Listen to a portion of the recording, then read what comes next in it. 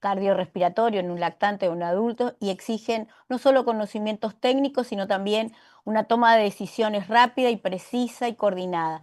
Sin embargo, la formación tradicional muchas veces se enfrenta al desafío de preparar a profesionales para escenarios que por su gravedad y baja frecuencia no siempre pueden abordarse en la práctica clínica cotidiana. Es aquí donde la simulación clínica emerge como una herramienta pedagógica transformadora.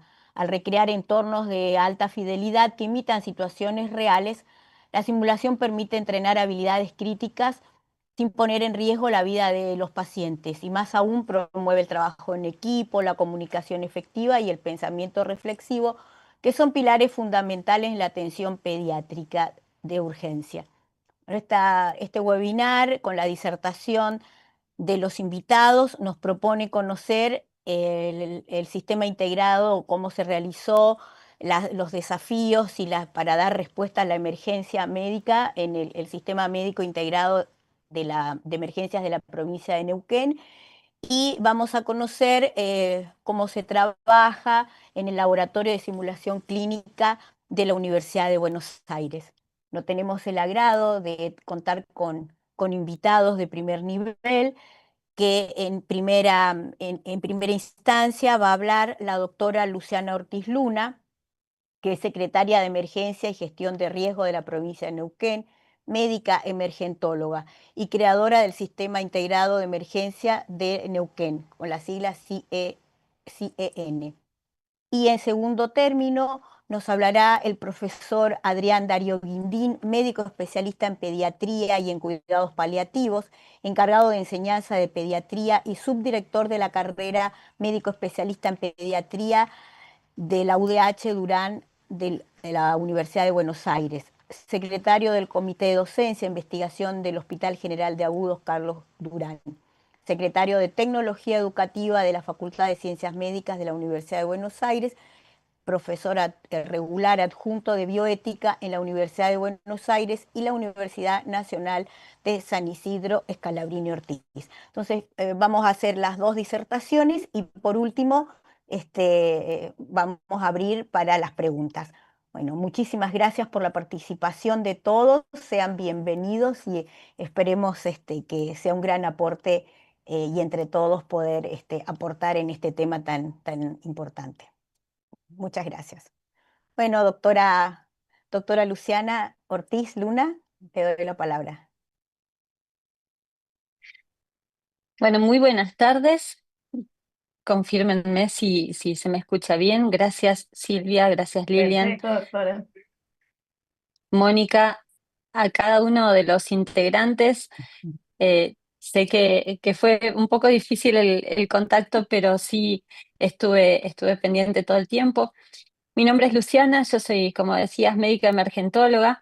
Me dedico a las emergencias hace muchos años y hoy tengo en mi provincia la posibilidad de trabajar en esta Secretaría de Emergencias, que lo que buscó fue reunir a todos los organismos de respuesta a emergencias y de gestión de riesgos en uno solo, para optimizar los tiempos, para gestionar fundamentalmente la respuesta y que los resultados traten de acercarse a lo mejor posible, a lo mejor que uno trata de estudiar, de entender. Y en este espacio de la Sociedad Argentina de Pediatría, el cual realmente nos enseña tanto a los que no somos pediatras, sí somos médicos generalistas, es mi primera especialidad y luego me dediqué a las emergencias. La verdad que nos enriquece mucho. Me acompañan en el equipo pediatras de la Secretaría de Emergencias. Tenemos un espacio que se llama 100 Pediátrico, lo que leías, Lilian. El 100 es el Sistema Integrado de Emergencias del Neuquén, es nuestro tesoro de emergencias, y hace poquito tiempo se inauguró un espacio que se llama 100 Pediátrico. Tenemos el 100 Pediátrico, que es la asistencia extrahospitalaria especializada, dirigida por pediatras, y la verdad que para nosotros ha sido un crecimiento importante. La charla se va a centrar en contarles lo que es más o menos la organización de los sistemas de comando de incidentes en un desastre, Son dos o tres conceptos que voy a ir siendo un tanto redundante y luego contarles un poco lo que pasó en el incendio de Magdalena, para que tal vez desde la pediatría, desde la emergencia, uno nunca se imagina dirigiendo un incendio forestal o una emergencia a gran escala, pero bueno, a veces nos toca este espacio y lo importante es poder compartirlo como para que cada uno vaya tomando las herramientas que uno pueda adquirir o dándonos herramientas a los que nos toca estar en este lugar. Así que contarles un poquito, ahí vamos a empezar. La Secretaría de Emergencias y Gestión de Riesgos reúne varios espacios. Esta foto soy yo en el incendio de Magdalena. De fondo se ve un helicóptero. Esta es una foto absolutamente real. Me sostengo la gorra porque se vuela con el movimiento de las hélices del helicóptero. La Secretaría tiene dos grandes partes, una parte de gestión de riesgos y una parte operativa específicamente. Tenemos un observatorio que, además de observar, nos da el dato para tomar la información y que esa información pase a conocimiento y que ese conocimiento nos permita tomar determinadas decisiones. El 107, el 911, Protección Civil, el 100, Seguridad Vial, Manejo de Fuego, líneas que no tienen que ver con la emergencia, pero sí con la emergencia social. Compartirles que tenemos un lamentable hecho. Hace poquitas horas se descubrió un transfemicidio en nuestra provincia. Es una de las provincias que mayor cantidad de muertes por motivos de género tiene, y entonces las líneas de abordaje a las violencias pertenecen a la Secretaría de Emergencias, tratando de alguna manera de paliar y de mitigar este impacto. Ahora, específicamente en el ciclo de las emergencias, quiero por ahí compartirles algunos conceptos y algunas estrategias. El primer punto es tratar de imaginarnos las emergencias en un antes, un durante y un después. Y esto lo vamos a ir repitiendo a lo largo de esta charla. Este cuadro, obviamente, no pretendo que lo lean ni demás, pero la gestión de riesgo tiene que ver con el antes de la emergencia. Y ahí tenemos una evaluación, un planeamiento, preparación. El momento de la emergencia, que es el rojo, es el momento de la respuesta, el momento de la acción. Y esto nos podemos situar en un consultorio, nos podemos situar en un hospital de baja complejidad, en un hospital de alta complejidad, fuera de los hospitales. Cualquier situación donde nos toque trabajar muchas veces amerita que volvamos a pensar en el ciclo de las emergencias. Y luego el cartelito verde, que dice la recuperación y la continuidad, completan el ciclo de la emergencia. Ahora quiero que nos situemos un instante en este gráfico. Cuando analizamos el ciclo de las emergencias, y aquí es muy importante este tipo de conceptos, y los que nos dedicamos a emergencias hace tantos años, de alguna manera estábamos equivocados en el lugar donde nos teníamos que poner para resolver la situación. Tenemos el riesgo, es cortito, no se asusten. El riesgo es igual a la amenaza por la vulnerabilidad.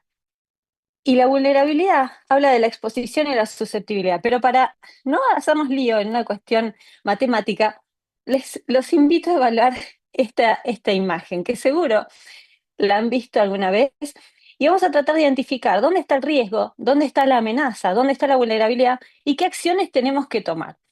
Entonces, si nos plantamos de vuelta en nuestra escala de riesgo, muchas veces pensamos en esto. Y fíjense, tiene una música divertida. Esta soy yo con el equipo cuando nos quedamos con la camioneta en el incendio de Magdalena.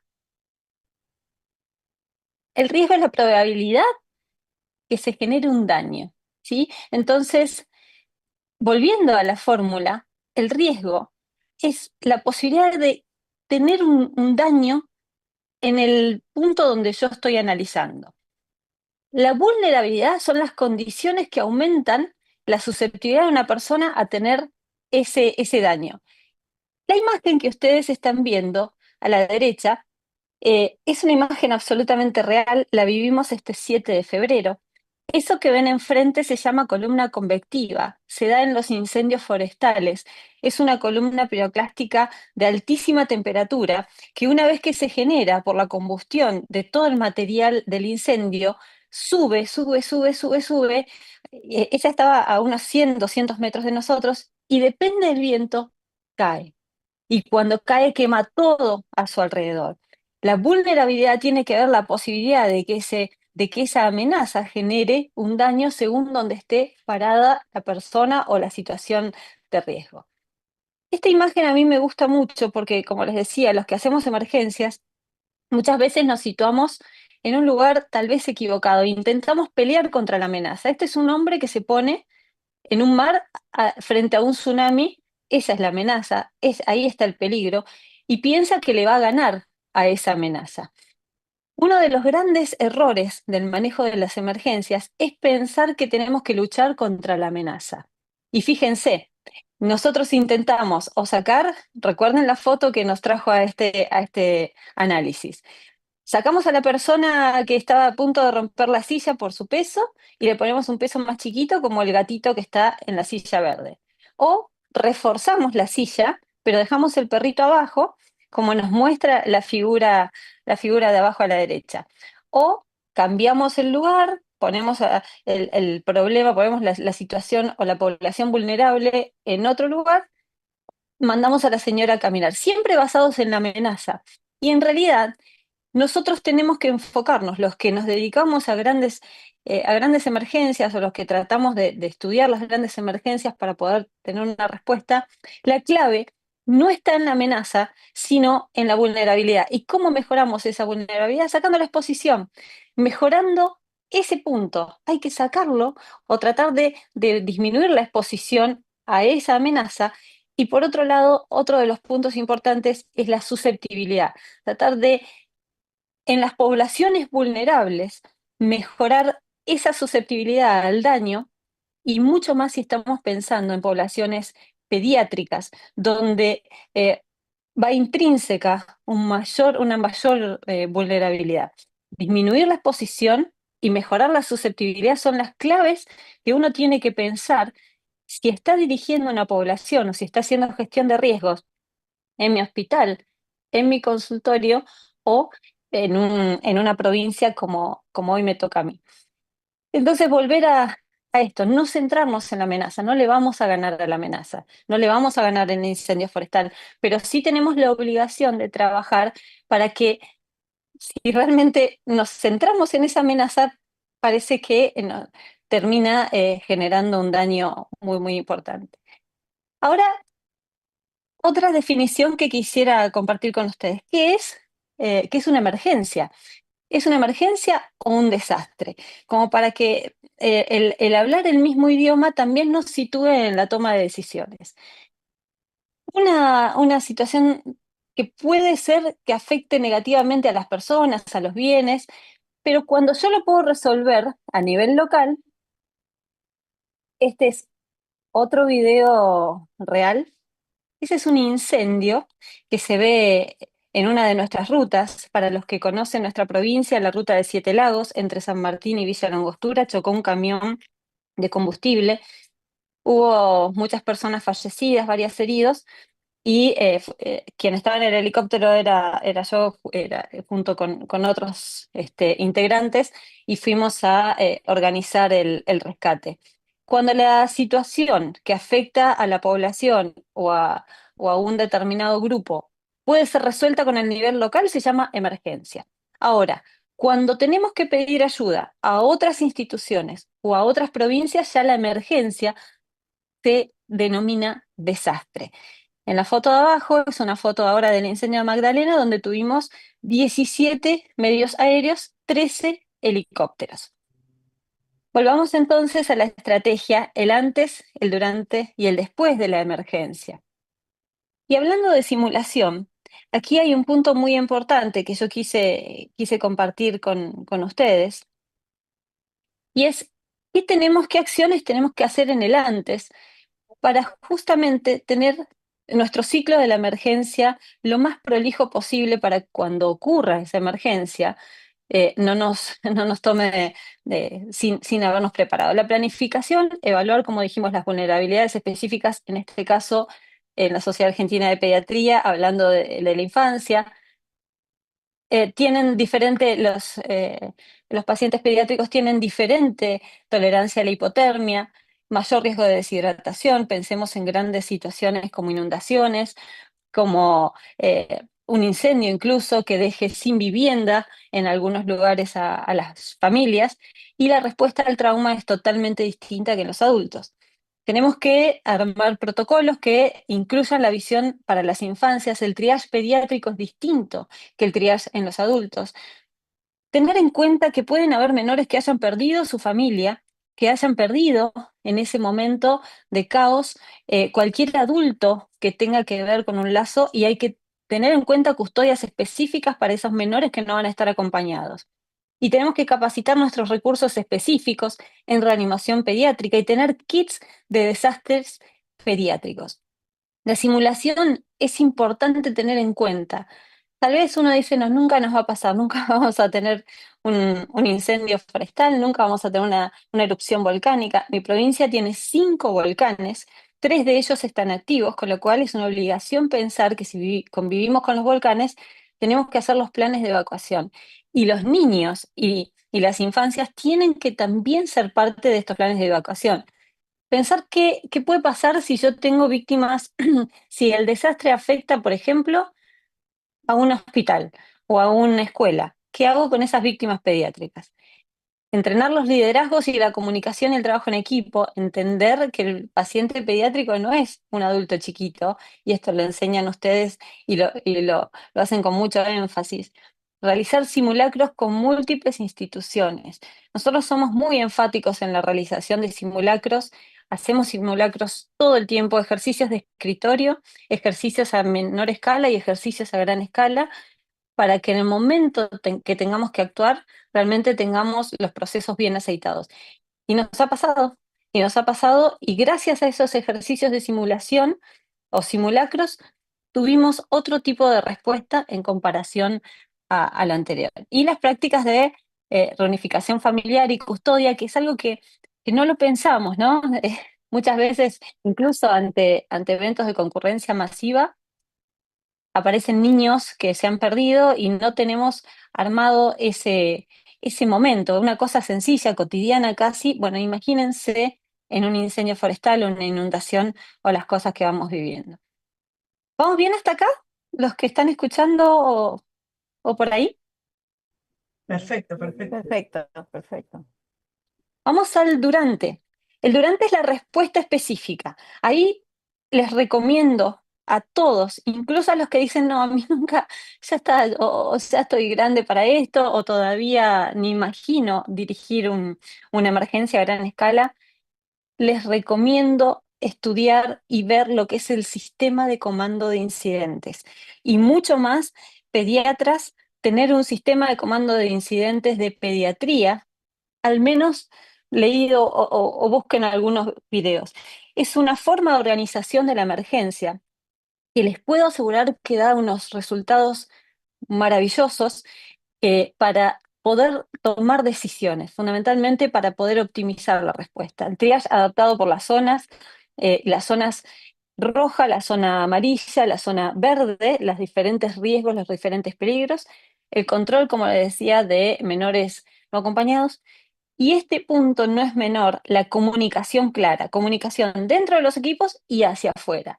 Si empiezan a haber menores desaparecidos, si empiezan a haber menores que no encuentran los adultos que los acompañan, la información hacia afuera tiene que ser muy precisa, respetuosa, dada por un solo orador. Esto es muy importante en el momento de los desastres. Y después, por supuesto, todo lo que es la parte de la recuperación, y tiene que ver con muchas cosas, según el tipo de evento que nos toque abordar, la salud mental y el apoyo psicosocial, reintegración, y los servicios tienen que ser restituidos rápidamente, las comunidades educativas, ni hablar las asistenciales sanitarias. Bueno, todo lo que se hace en la recuperación. Les presento brevemente nuestro orgullo, que es el 100 pediátrico. Ese es el doctor Rafael Palomino, su creador, un pediatra de aquí de Neuquén, que un día me dijo, ¿por qué Neuquén no tiene una asistencia pediátrica en el sistema extrahospitalario? Le digo, bueno, armalo. Y hoy es una realidad, fue declarado de interés por la legislatura de nuestra provincia, por la ciudad de Neuquén, y hoy realmente atiende situaciones pediátricas complejas, asiste a los refugios donde están menores y asiste un montón de situaciones en complemento con el sistema de salud. Algunas de las acciones que también tienen que ver con la preparación, esto que decíamos, el antes, la educación, el entender la población pediátrica que nos acompaña, las asistencias específicas y de alguna manera enfocar el ciclo de la emergencia para los tres ejes o para los dos ejes, la gestión de riesgos y lo que es la respuesta específica. Contarles un poquito lo que es la Secretaría de Emergencia. Nosotros ya tenemos armados los comités preventivos, esto lo voy a pasar rápido porque quiero compartirles lo que vivimos en Magdalena. Comités preventivos, comités de crisis. Fíjense que los lugares pueden ser el campamento del incendio forestal o un lugar armado. Este es nuestro centro de operaciones de emergencias. Este es aquí vivimos casi todos los días. Es nuestro centro de operaciones de emergencias con todo lo que necesita, los diferentes chalecos que identifican las funciones. Bueno, la verdad que nosotros nos formamos mucho en esto, trabajamos mucho con el ejército y otras instituciones. Esto es en el incendio Magdalena. Conocer, se los voy a pasar rápido porque seguramente los conocen, pero los diferentes niveles de alerta poblacional que se manejan. Y ahora sí, compartirles un poco este ciclo de la emergencia en el incendio del Valle Magdalena. Esta imagen es absolutamente real. Del lado de la izquierda de la pantalla ven cómo quedó una araucaria sobreviviente de ese terrible incendio que quemó 22.000 hectáreas en enero y febrero de este año. Todo ese bosque era un bosque de araucarias, lengas, ñires, pero nunca, yo soy neuquina y nunca había visto tantas araucarias juntitas. Transitar por ese bosque parecía de noche, de lo cercano que estaban las araucarias, eso quedó. La columna convectiva que les conté hace un ratito es la otra foto. Esta forma es la que organizamos uno de los campamentos. La globa blanca y las sillitas alrededor es el puesto médico avanzado. Nosotros teníamos 7 puestos, estos eran los más grandes. Tenemos ambulancias, los campamentos y todo lo que fue la distribución de los medios aéreos. Este es otro de los campamentos y los esquemas, cómo se forma el sistema de comando de incidentes. Y voy a compartir con ustedes este video, una partecita, para que vean parte de lo que vivimos.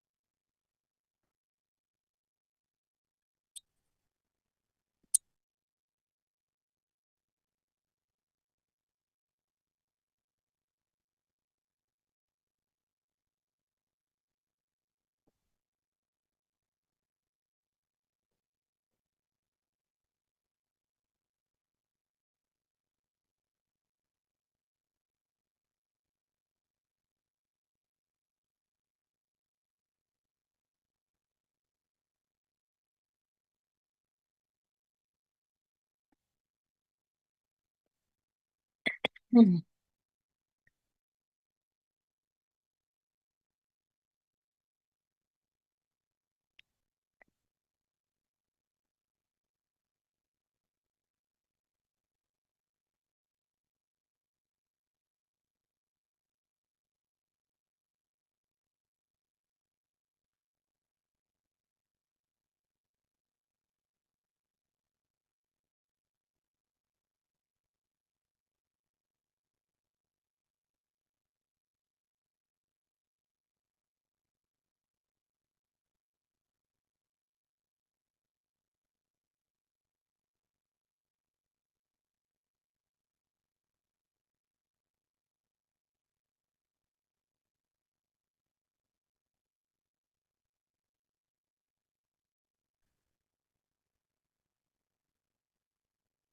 Luciana, ahí están preguntando si el video no tiene audio.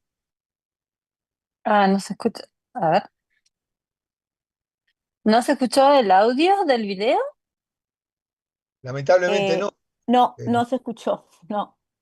Uy, qué pena. Bueno, sigo Pero igual adelante y sí, Sí, está está, subtitulado claro, igual. claro, sí. pensé bueno, que no. Igual yo puse en el chat que estaba Sí, subtitulado. sí, sí.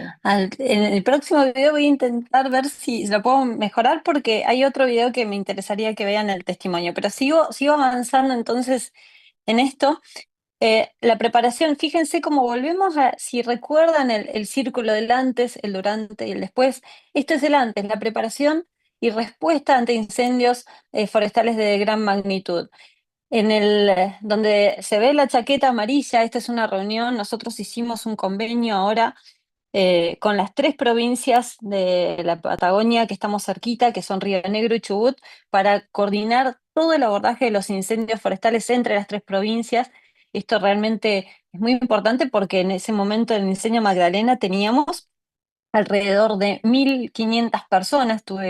Me tocó dirigir todo ese evento, más de 600 brigadistas, y la verdad que el poder contar con las otras provincias es fundamental. Este es de vuelta, volvemos a pensar que la amenaza, en este caso el incendio forestal, es muy difícil plantearse frente a semejante enemigo, pero sí tenemos que bajar la exposición y mejorar la susceptibilidad. Por eso los centros de evacuados. Ni bien empezó el incendio de Valle Magdalena, paso un segundito hasta los centros de evacuados que quiero mostrarles. Lo primero que le pedí a la intendencia de ese lugar, de Junín de los Andes, es que formara los centros de evacuados, con áreas adecuadas para niños, para adultos mayores, porque no sabíamos si realmente iba a afectar a las comunidades. Teníamos tres comunidades de más de 600 familias y una posibilidad era que el incendio arrasara con todo. Por suerte y por la forma que trabajaron nuestros técnicos, eso se pudo evitar. Una de las cosas de la planificación, y esto en el pre, en la parte del antes, estamos haciendo todo un trabajo para evitar el incendio de interfaz, que es ese incendio que pasa del bosque a la casa, o a las casas a las viviendas, o al revés, de las viviendas al bosque y genera lo que vivió Chubut y Río Negro con pérdida de más de 290 casas en 3 horas. Se está trabajando en mi provincia con las áreas de manejo de fuego que pertenecen a la Secretaría justamente la prevención del incendio de interfaz, la planificación y prevención y preparación para la acción y todas las actividades que tienen que ver con el terreno y las campañas de difusión. De vuelta, esto fue la respuesta. La respuesta nos puso a tener que contratar 17 medios aéreos. En la foto del medio está el gobernador de Neuquén con el intendente, el ministro de Seguridad, y ese grafiquito es cómo se dividía el incendio para poder gestionar la tarea todos los días. Imagínense que fue un perímetro de 130 kilómetros y ahí adentro habían 22.000 hectáreas. Cada uno de esos números era un sector del incendio que teníamos que abordar y trabajar cada uno de los días según lo que nos decían los técnicos. A ver, ¿me dicen si se escucha ese audio o no? No, no se No, escuchan. no se escucha. No se escucha ese audio. Uy, No, qué no se pena. escucha. Disculpame, antes de Sí. darle compartir, ¿le seleccionaste la opción compartir con sonido? Y vamos a ver, si no, a ver si puedo. Cuando vos compartís la pantalla de un video, antes de empezar a compartir tenés que seleccionar compartir con sonido y ahí aparece el audio. Y si dejo de compartir ahora, ¿lo podré hacer? A ver, Seguramente. intento 2 minutos para no perder mucho tiempo por respeto a los que siguen. A ver, vamos a hacer Entonces, voy a la opción compartir. No me da esa opción. Sí, a un costadito del Zoom tiene que estar compartir con pantalla, con sonido. Por un lado está todo lo que es compartir y por el otro, por un costadito está compartir con sonido. No, sobre el lado derecho de donde está la flechita verde compartir, hace link en compartir y sobre el margen derecho dice compartir con sonido. Exacto. Ok, sí, pero la Mac no me lo permite. Ah, Estoy buscando las opciones. Bueno, Claro. o si si no no el es... administrador, ¿quién es el administrador? ¿La SAP? ¿Lilian? ahí voy, ahí voy, ahí voy, ahí voy. Capaz que ahí sí, creo que lo logré. Vamos a ver si Está es así. A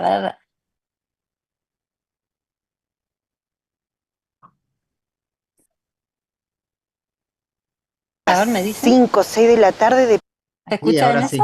ahora sí, Ajá, ahora sí. buenísimo, Sí, sí. buenísimo. Bueno, igual el anterior no se los voy a pasar de vuelta, pero, porque si no, el orador que sigue no va Nos a estar, pero levantamos a miren las eso. 6, nos venimos al campamento, y acá del campamento nos llevan donde nos van a sacar el helicóptero, y, y hasta las 5 o 6 de la tarde, depende de la situación del clima, te tienen trabajando en el lugar.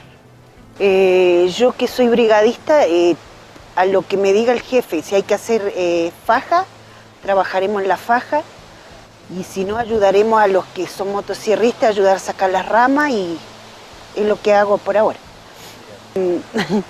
En la familia más que nada. Contame qué significa la familia en este trabajo. Es primera vez que salí y la dejé al lado. Sí, la llamo todos los días. Está bien, sí, ella se sienten orgullosa de mí, pero yo las extraño un montón. Quería compartirles ese testimonio de una de nuestras compañeras brigadistas. Se vivían muchas cosas, fueron 37 días de incendio, donde la verdad que la mayoría de los días venían con esa sensación que el incendio ganaba.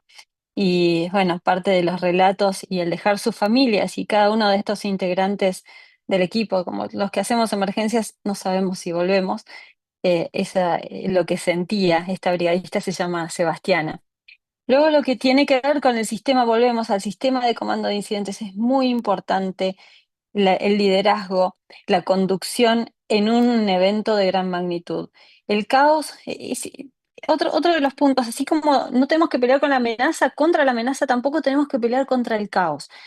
El comandante del ejército de acá de Neuquén, el general Pablo Confort, el coronel, dice que hay que tratar de moverse dentro del desorden, sin intentar ordenarlo, sino aprender a moverse en ese desorden. Y así se gestionan las grandes emergencias. Los centros evacuados, esta es la parte de los adultos mayores, el día que tuvimos que evacuar toda la comunidad. Este es el puesto médico avanzado. Cada día atendíamos a los brigadistas, les limpiábamos los ojitos. Fíjense la tarea, todos los días entraban los brigadistas obligatoriamente a la mañana y a su regreso para un control médico, un control sanitario, una evaluación psicológica también teníamos cada día justamente para ir acompañando. Y después valerse de todas las herramientas, no importa si no le pongo un veterano ayornado, ese es un Unimog del ejército. El ejército realmente fue un puntal muy importante, pero fíjense, la flechita señala una antena Starlink. Nosotros usamos la tecnología esta en todas nuestras ambulancias, en todos los equipos de manejo de fuego, porque han reemplazado absolutamente las comunicaciones que teníamos antes. Y le pusimos una antena Starlink al Unimog de 1960 o por ahí. Así que esta es una escena que se vivió, fíjense, son nuestros compañeros.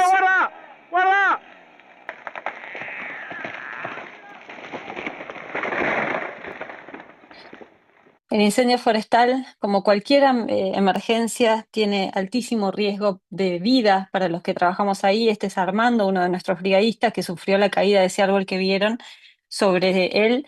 Lo ayudó que el piso, el suelo, una vez que se quema, queda como harina y se hundió en esa tierra. Y bueno, tuvo una luxofractura de hombro. Estos somos nosotros, en el medio de la nada, armamos un hospital de avanzada con todo lo que se requiere, porque es imposible llegar a un hospital. Le hicimos una pseudoanalgesia, el doctor Lucas, quien está aquí con un transductor de ecógrafo bajo guía ecográfica, hicimos la pseudoanalgesia y la reducción de ese hombro y luego lo llevamos en helicóptero para poder hacerle una tomografía, pero nos quedaba muchísimo más lejos.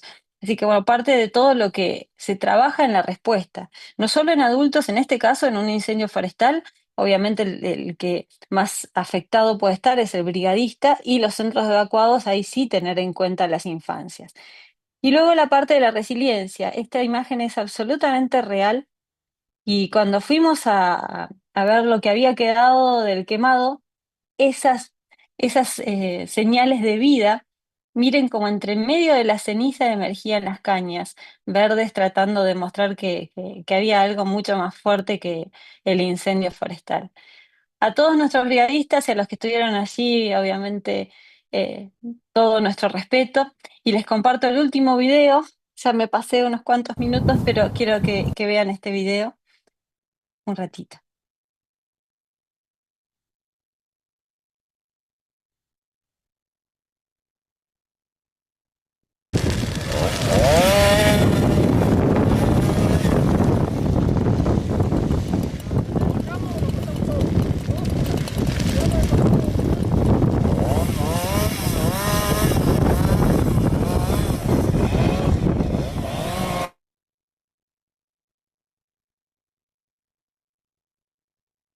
Corazón latiendo apresuradamente, la incertidumbre por no saber qué te espera, pero la certeza de que cada día es una aventura nueva.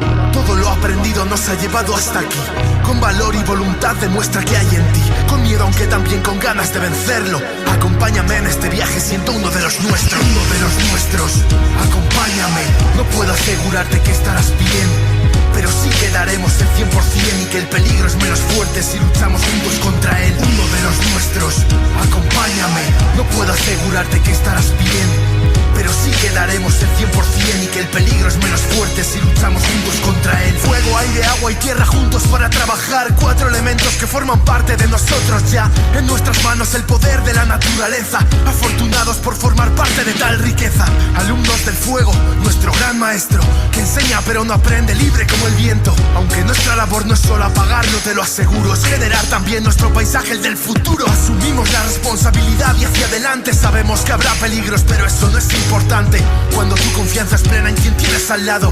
Compañeros que hoy puedo llamar hermanos. Preparación mental y física. It's a Spanish dude. It's talking about white man today. They're hooking us on drugs and turning us gay. But first, let's talk about the topic of the day. Flores, look at my Don't camera when know you're who done. I am, so I'm gonna introduce you to the real Moon Man. But first, a short test that I learned in the clan. Raise your hand if you're a Mexican, or a black, or a Muslim, or gay, or a Jew.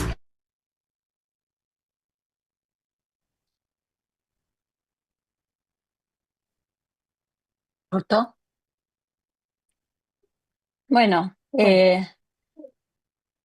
justamente tal vez otra de las intenciones y agradecerles a ustedes esta posibilidad, porque muchos de ustedes nos visitan lugares que realmente tienen alto riesgo de incendios forestales. Esta última imagen también es nuestra, es real, es un ciervito que se encontró en el camino y ahí le estamos dando agua.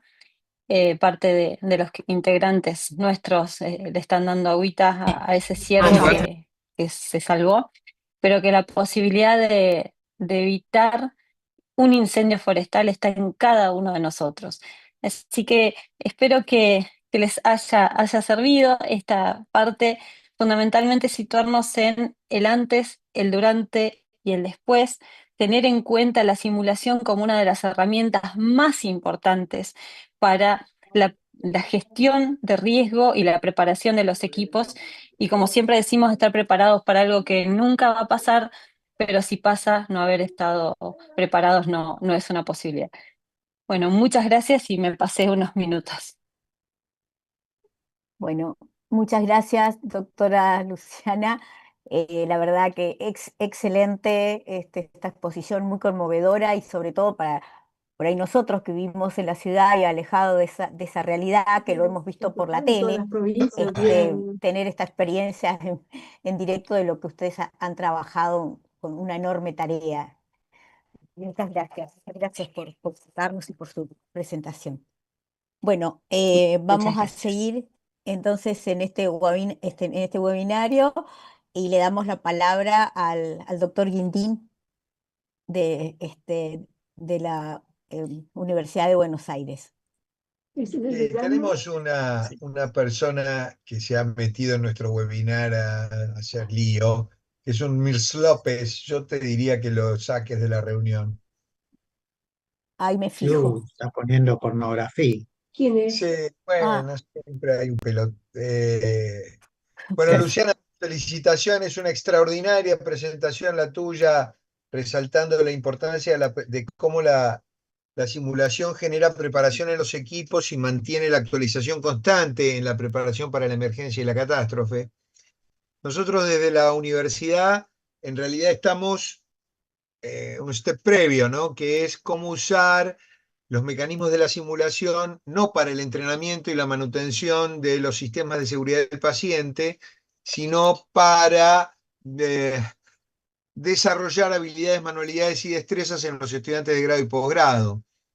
Yo voy a tratar de centrar mi presentación en eso, en cómo trabajamos desde la Universidad de Buenos Aires, particularmente en nuestro laboratorio de simulación clínica, con el desarrollo de estrategias para la promoción de adquisición de habilidades, manualidades y destrezas en estudiantes de grado y posgrado. Si me permiten, voy a empezar compartiendo la pantalla.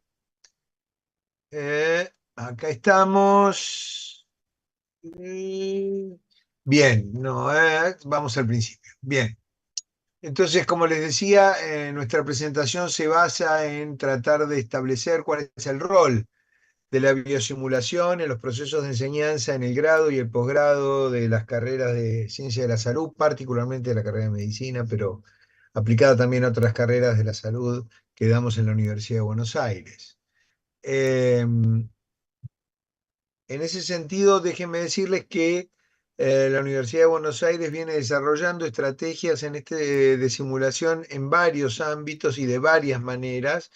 En la cátedra de en el departamento de pediatría, además, el modelo de ejercicios simulados, de pacientes simulados de escritorio, de texto, forman parte del modelo de evaluación que hacemos en el grado a través de la experiencia de los exámenes finales unificados y que el desarrollo de interrogatorios a los estudiantes basados en esa estrategia también es, de alguna manera, una forma de simulación que usamos en la Universidad de Buenos Aires.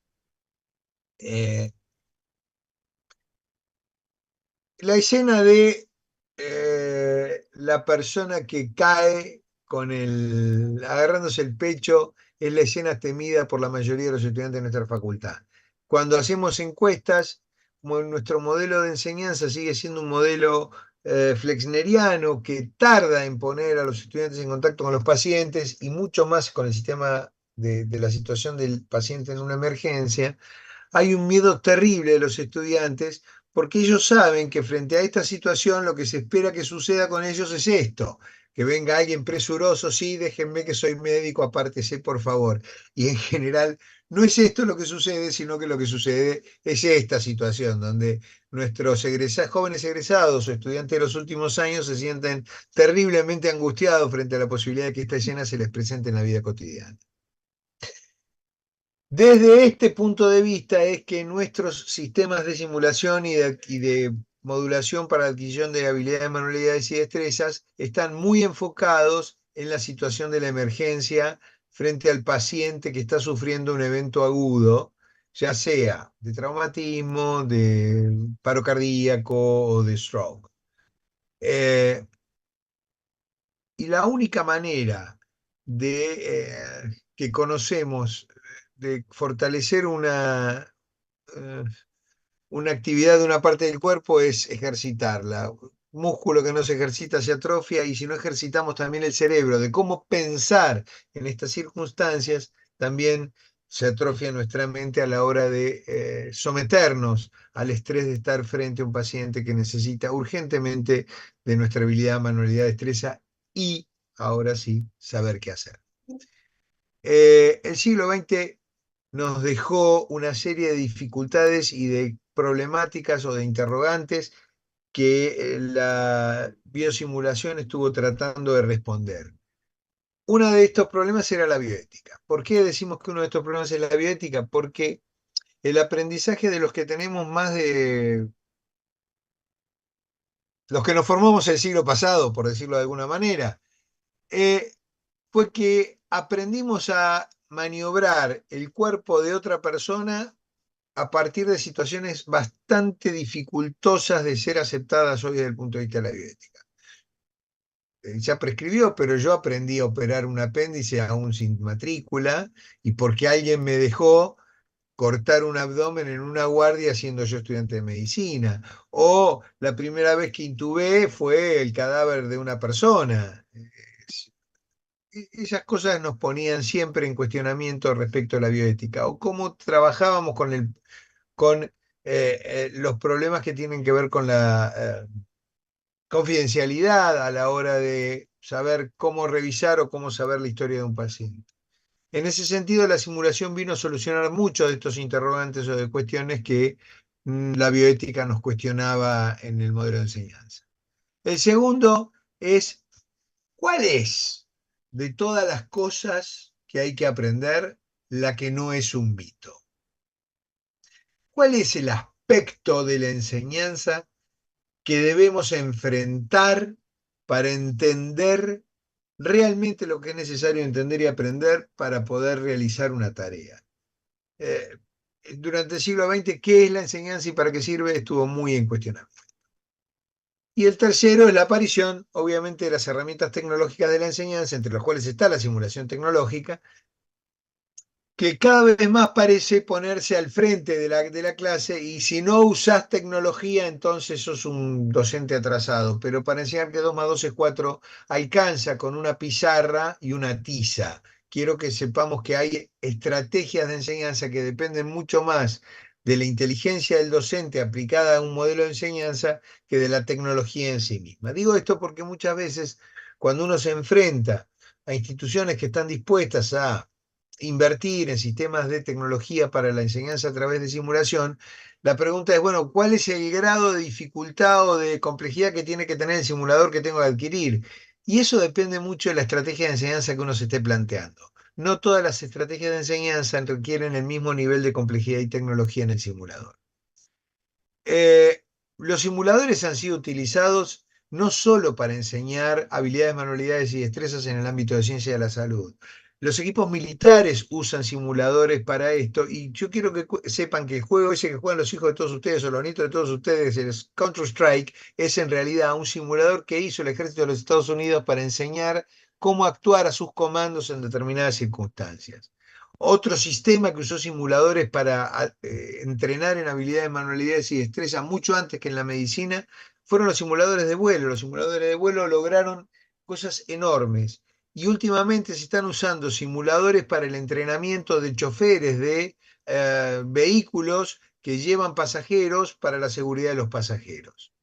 Con esto que le quiero decir, que la simulación para disminuir el riesgo ha sido una estrategia de enseñanza de habilidades manuales y destrezas que no es solamente campo del ámbito de la salud. Y como todo lo que se enseña, hay que enseñarlo, hay que tener en cuenta que también hay ciertas circunstancias que requieren de la simulación, porque no siempre vamos a tener un paciente en vivo y en directo para que alguien adquiera una manualidad y una destreza para poder ver o observar y luego realizar una práctica que le permita aprender eso o adquirir esa habilidad, esa manualidad, esa destreza. Por pudor y respeto a la privacidad, por riesgo que significa o por la necesidad de que la tarea sea realizada en forma idónea, porque lo que está en riesgo es la vida de la persona sobre la cual se está practicando la habilidad, la manualidad o la destreza. ¿Cómo se enseña entonces? Primero se enseña un procedimiento de una técnica haciendo lo que se observe y luego hacerlo, y un signo o un síntoma para poder saber cómo funciona, hay que poder reconocerlo y luego interpretarlo, pero las dos maneras son las mismas. Luego de todo eso, no alcanza hacerlo, y observarlo y hacerlo, reconocerlo, interpretarlo. Después de eso sí aparece un talento innato para poder llevar adelante un acto. Pero la responsabilidad que tenemos quienes hacemos docencia no es que aparezca el talento, es que el talento se potencie a partir de la observación y la factibilidad de los hechos. Yo siempre pongo esta foto de Maradona. A mí esta pose de Maradona que se ha hecho famosa, icónica, es extraordinaria, porque uno dice, qué jugada genial que ha hecho Maradona. Y sin embargo, esta jugada, quiero que sepan, no termina en gol. Nosotros tenemos en la Universidad de Buenos Aires, en la Facultad de Medicina, en la Secretaría de Tecnología Educativa, el Laboratorio de Simulación Clínica. El Laboratorio de Simulación Clínica es un desarrollo donde usamos múltiples herramientas de simulación tecnológica y usamos elementos de baja complejidad, de mediana complejidad y de alta complejidad. Y eso depende del taller que estemos dictando, de cuál es nuestro objetivo pedagógico, es la que nos determina cuál es el simulador que vamos a usar. Y el otro lugar que tenemos de trabajo es el Centro Universitario de Biosimulación, que además de usar la biosimulación para la enseñanza de habilidades, manualidades y destrezas, también funciona como un centro de investigación para el desarrollo de herramientas de biosimulación. Nosotros ya estamos fabricando herramientas de biosimulación en la Facultad de Medicina de la Universidad de Buenos Aires. Y todo se hace de menor a mayor. Uno empieza enseñando a cocinar básico y uno empieza enseñando a resucitar en lo que llamamos soporte vital básico, para después llegar a hacer un plato de comida complejo y también poder llegar, llegado el caso, incluso a simular una cirugía con abdomen abierto. ¿Qué quiero decir con esto? ¿O qué quiero transmitirles con esto? Que no podemos empezar por el final. Se enseña de menor a mayor, se enseña de menos complejo a más complejo. Y también en simulación debemos ir de lo menos complejo a lo más complejo. Mi recuerdo y mi homenaje en esta imagen iconográfica al profesor Alfredo Bussi, nuestro decano ya fallecido, que fue uno de los grandes impulsores de la inclusión de la biosimulación en la facultad. Acá lo tenemos probando uno de nuestros primeros simuladores de mediana complejidad. Lo que ven en el cuello y en el pecho, frente al pecho del profesor Bussi, que está usando el estetoscopio, es un simulador cardiológico de distintos modelos de ritmo cardíaco para la identificación de alteraciones del ritmo cardíaco en un paciente. Entonces, está programado que ese estetoscopio emita un sonido que imita el rufutatá de la insuficiencia mitral, llegado el caso. Les recuerdo que el profesor Bussi era cardiólogo, además, destacadísimo semiólogo, y fue uno de los grandes impulsores de la utilización de la simulación. Digo, para aquellos que critican la simulación porque dicen que no se parece al paciente real. Hecho este pequeño homenaje, ahí está. Vamos un poquito a lo que hacemos docencia ya lo tenemos como muy sabido, pero por ahí en este seminario hay gente que no está tan cercana a la docencia, lo que llamamos la escala o la pirámide del aprendizaje. ¿Cuánto nos queda de lo que queremos aprender de acuerdo a la estrategia que usamos? Y si ustedes se dan cuenta, hay una estrategia, digamos, si queremos que alguien aprenda más de la mitad de lo que ha experimentado, necesitamos que participe. Y esa participación puede utilizarse desde muchos lugares, desde el debate y el trabajo conjunto hasta la utilización para resolver un problema que tengamos delante. Como ustedes verán, los modelos en los que más se aprende son modelos que requieren la actividad conjunta de varias personas al mismo tiempo. La actividad individual es menos eficaz a la hora de enseñar que la actividad global. Digo para los detractores de que las universidades tengamos en este momento pretensión de enseñarle cada vez a más gente. No se le puede enseñar a uno solo. No se le puede enseñar a uno solo. Y finalmente, mostrarles un poquito la evolución de nuestras estrategias de enseñanza. En el año 2008 empezamos con las primeras estrategias en una cátedra libre de emergencias, catástrofes, que fue a través de un convenio con el Sistema de Atención Médica de Emergencias. En ese sentido, tenemos una muy buena vinculación con lo que es la utilización de la simulación en el entrenamiento de equipos del SAME, la creación del laboratorio en el 2010 y finalmente la creación del Centro Universitario de Biosimulación en el año 2013. Esos son nuestros hitos más importantes en el siglo XXI respecto a la utilización de simulación en la enseñanza en la Facultad de Medicina de la Universidad de Buenos Aires. ¿Cuáles son las propuestas que estamos pensando? ¿Cuáles son los desafíos de la época actual? Bueno, diseñar y consensuar cuál es la estrategia apropiada para cada instancia y para esto elaborar estándares, certificar los docentes que tenemos, esto ya tenemos un programa de certificación en marcha, y generar redes colaborativas entre centros, laboratorios, institutos universitarios. Tenemos algunas pequeñas experiencias con el Comahue y con algunas universidades del interior. Solo a modo de numeración, quiero que vean cuál es la cantidad de talleres que estamos dando y cuáles son los módulos que integran algunas de las propuestas pedagógicas que hacemos en este momento.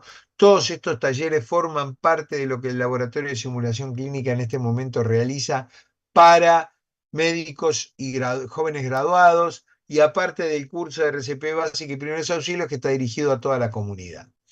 Como verán, vamos generando distintas propuestas pedagógicas de acuerdo a cómo vamos interviniendo en distintas situaciones que en general están orientadas a que el médico no se sienta un inútil cuando egresa de la facultad si se encuentra con un paciente en una situación de emergencia.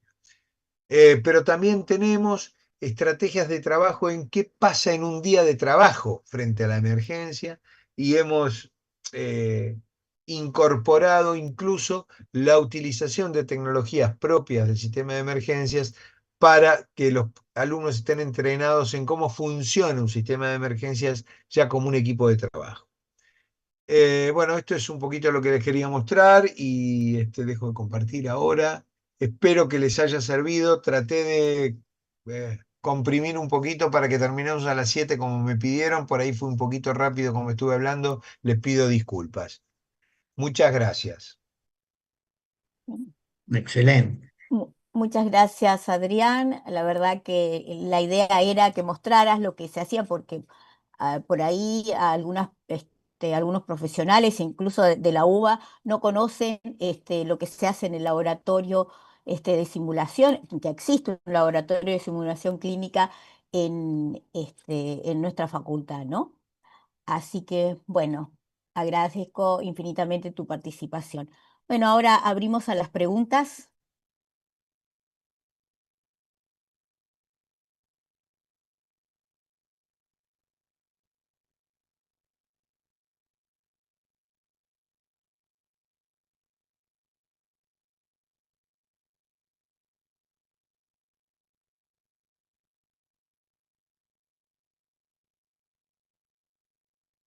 Bueno, mientras que piensan alguna pregunta, quiero preguntarte a Adrián, como es una cátedra libre, ¿no es cierto? ¿Cuál es la participación de los alumnos? ¿Se anotan muchos alumnos? Si son más, de qué UDHs vienen, si son más los que están en el clínicas o si vienen de otras UDHs los alumnos que participan en los talleres. Sí, a ver, todos los alumnos que pasan por la práctica final obligatoria tienen al menos un taller obligatorio que transitar en el laboratorio de simulación clínica. Lo pueden elegir, no, como estamos ampliando la oferta cada vez es más diversa y más dispersa. Pero lo que termina pasando es que estos chicos se convierten en portavoces y promotores de que otros alumnos se acerquen al laboratorio de simulación clínica a hacer experiencias. Y este año incorporamos además alumnos de la carrera de odontología en nuestros talleres, con lo cual yo te diría que no hay una tendencia determinada. Por ahí, en un año, clínicas nos manda más alumnos porque, por una cuestión numérica y de cercanía geográfica, pero también sucede que muchas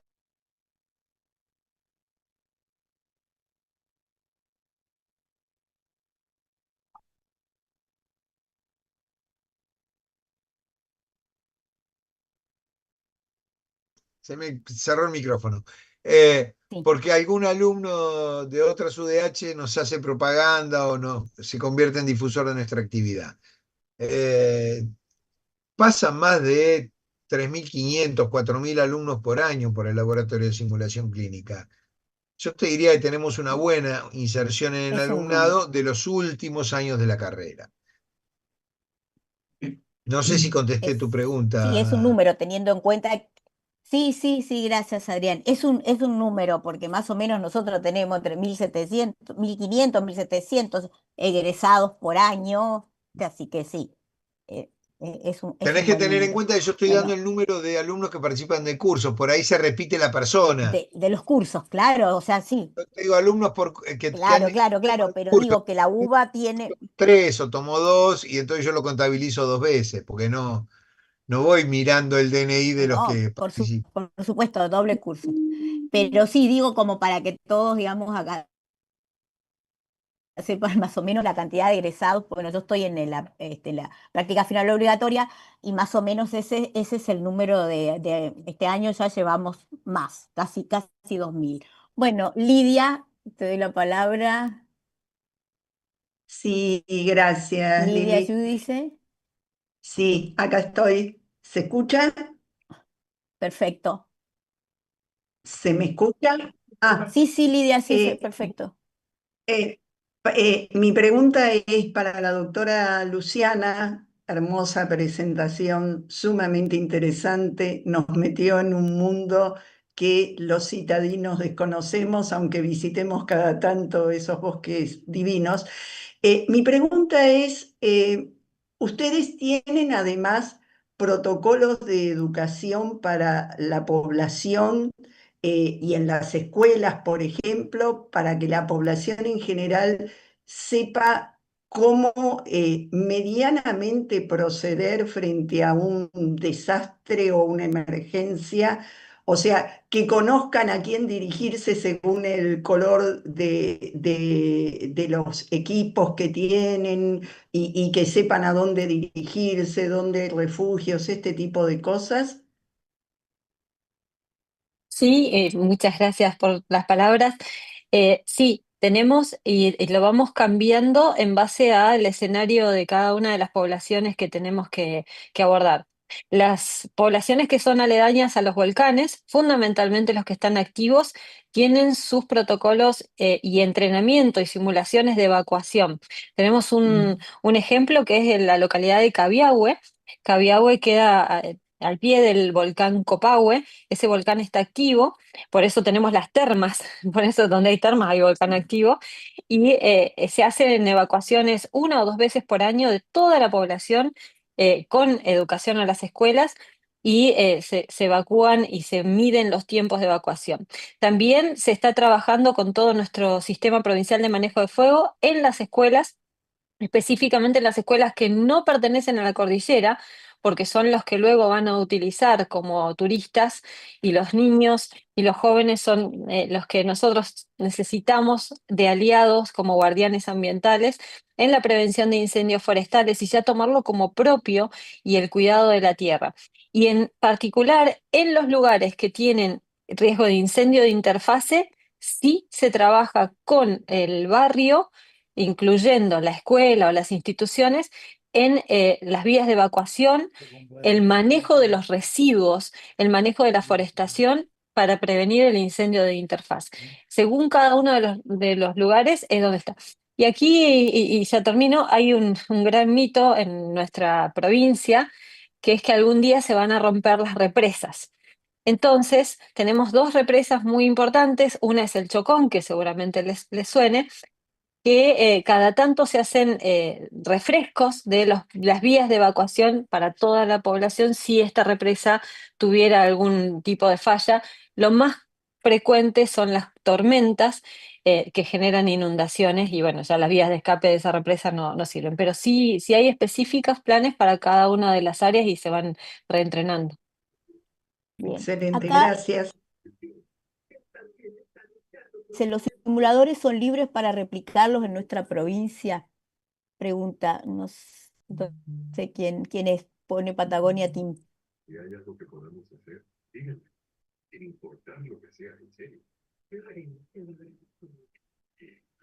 No sé quién es, pero sí, la Facultad de Susana de Ciencias Médicas de Grandis. Comahue tiene un Perdón. laboratorio de simulación que trabaja la gente del Castro, la gente del hospital, de nosotros con los alumnos, o sea, no sé quién está preguntando, pero si se acerca a la Facultad de Medicina de acá del Comahue, puede hablar con la gente del laboratorio de simulador y si tiene un proyecto de trabajo, un programa para trabajar y todo, se puede perfectamente. Excelente, gracias, Mónica. Bueno, Susana de Grandis, tenías una pregunta. ¿Integran interdisciplina en los escenarios? Pregunta la doctora de Grandis. A Luciana, supongo. Si integran No sé si la pregunta es interdisciplina. para mí, no sé si la pregunta es para Sí, mí o para el doc. sí. Los escenarios de simulación nuestros son obligatoriamente interdisciplina, donde se reúnen las fuerzas de seguridad vitales, absolutamente vitales para cualquier abordaje de emergencia, no solo en las de menor escala, sino también en las de gran escala, y cada uno de los espacios, incluso de la sociedad civil, que participan. Así que sí, sí, se integran absolutamente todos y la verdad que tenemos mucha experiencia en ejercicios de simulación. Yo contesto porque ahí puso que es para los dos la pregunta. No, nosotros trabajamos específicamente con objetivos educacionales, con lo cual, por ahora, nuestro objetivo educacional es adquirir habilidades manuales y destrezas separadas por disciplina. El incorporar la interdisciplina como parte de una estrategia de aprendizaje requeriría una reforma en el plan de estudios y que, por ejemplo, podamos enseñarle al mismo tiempo a distintas ramas de la ciencia de la salud, cosa que todavía con nuestro modelo de enseñanza flexneriano no es muy posible de lograr. Esto tiene que ver con cómo se organizan y se cambian los planes de estudio, no tanto con la intencionalidad o no del laboratorio de simulación clínica, que tiene que estar a disposición de los planes de estudio que tienen nuestras respectivas casas de estudio. Adrián. Eh, Mabel Villasboa quería preguntar si en trauma podemos incluir simulación en lesiones traumáticas frecuentes en pediatría, entre ellas heridas por quemadura. ¿A quién le preguntas, Mabel? ¿Al doctor Guindín?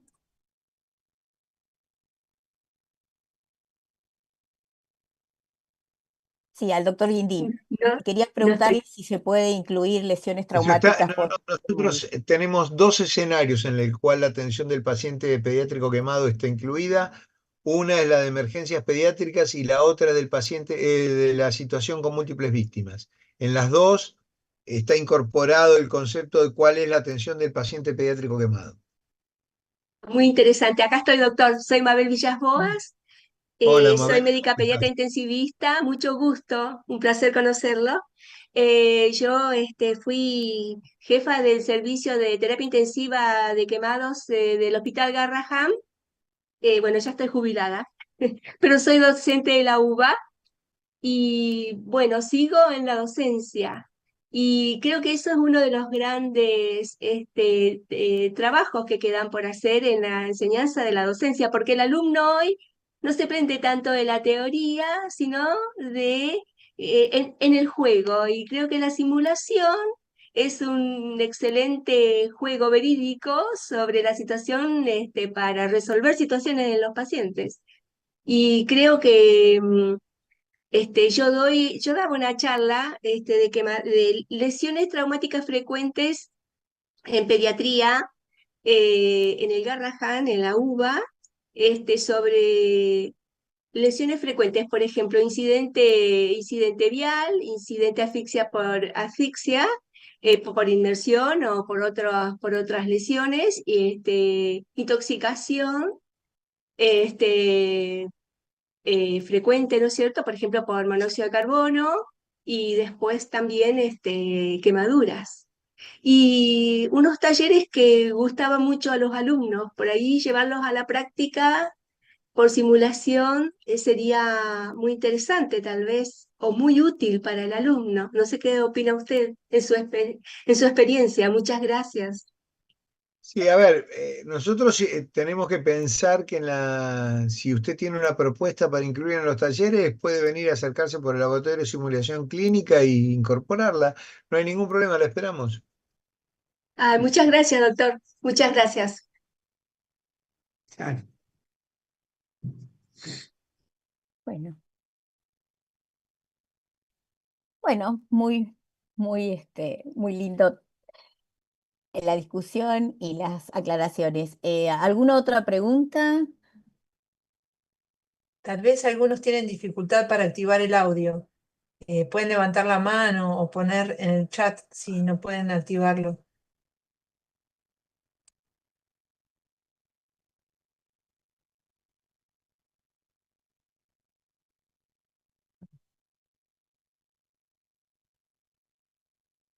Bueno, creo que no hay más preguntas. Así que bueno, excelente esta tarde compartida, brillantes las dos exposiciones y bueno, agradezco la participación de todos, nos hemos enriquecido con la emotiva presentación de la doctora Luciana y los que nos contó el doctor Guindín del Laboratorio de Simulación.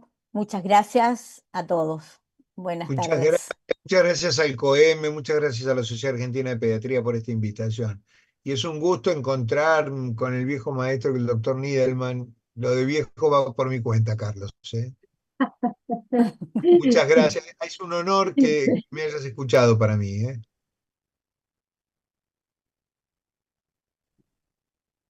Estás muteado, Sí, Carlos. está, Carlos está muteado. No Ahí estoy está. bloqueado. ¿Ahora se me Ay, escucha? sí, Sí, sí, sí. ahí sí. Adrián, yo te conocí en la época en que tenías más pelo y yo también. Ahora, yo quisiera recordar, no quería hablar, no crean con esto que estoy en contra, porque se me reconoce en el QM como que yo no estoy satisfecho con las simulaciones. Bueno, el primer simulador que se usó en la facultad fue un diseño personal, vos lo sabés muy bien, el examen centralizado, etcétera. No estoy en contra de eso, pero sí recordar que no hay aprendizaje sin estrés. Usar los simuladores solamente no alcanzan para entrenar a un estudiante de medicina, es insuficiente. Digamos, el estudiante debe ser sometido al estrés que genera el aprendizaje. Digamos, ese estrés que produce la desacomodación de la estantería y la reacomodación. Y eso se llama aprendizaje significativo. Entonces, creo que el esfuerzo es válido. Es importante que se haya incluido en la currícula de la UBA una materia así. Pero tenemos que llevar a los estudiantes al contacto directo con los pacientes, aún en las emergencias. Y así como en las emergencias vos operaste apéndices, yo también hice esa barbaridad. Bueno, no había otros que nos reemplazaran. Y la primera operación y la segunda fue un estrés, etcétera, etcétera, pero en última instancia aprendimos. Pero el tema es hoy que no nos baste a los docentes con decir, tengo un laboratorio de simulaciones y enseño tal cosa. Si el alumno no está en contacto con el paciente verdadero, el aprendizaje no es sólido y se esfuma muy rápidamente. Yo insisto con esto. De esos simuladores, y tomado el mismo simulador en el departamento de pediatría, 3 meses más tarde, con alumnos que habían aprobado con notas altísimas, después no alcanzaban a aprobar el mismo examen 3 meses más tarde. Con esto quiero no incluirte a vos, sino a todos nosotros, de que tener un laboratorio de simuladores no es suficiente y ese no es un aprendizaje significativo. Bueno, esto solo quería decir.